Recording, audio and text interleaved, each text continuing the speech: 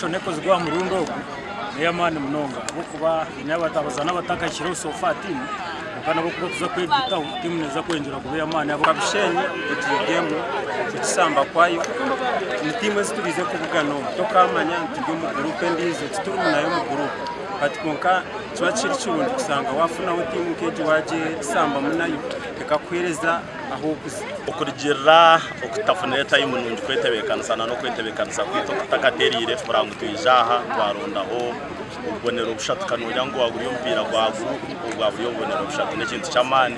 twenka first game yitu kwiha second edition yawo so nyenda kusima bahagize kandi imbeta ngo abantu bija bahagire team abazano baroho behireyo igi niyo chance yitu yo kurete chikope for the first time from the third edition bina bana barungi abana mba training abana bino mutuma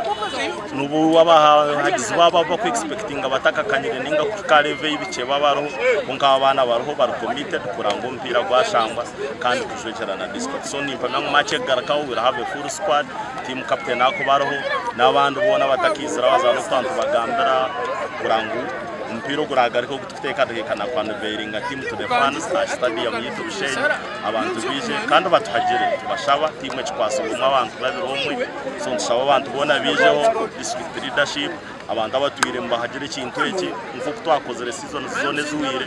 umpiro gutugwanje nkatubatiye na niyo wabona season yahwire ka kutarugwaho so ibitakugenda ryo mpira still nsigara team yitu abusigara team yitu kuzawamo tukahindura we have no other mother district code Bushenyi yije niyo tukuzawamo niyo tukuriremo so ibi binde bikora wese bazakoreba abakokereza umwe akoresha we batwesa tushira basabu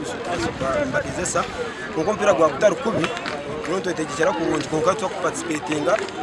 kwereka ngo twateka challenge mu tournament aba Rubirizi district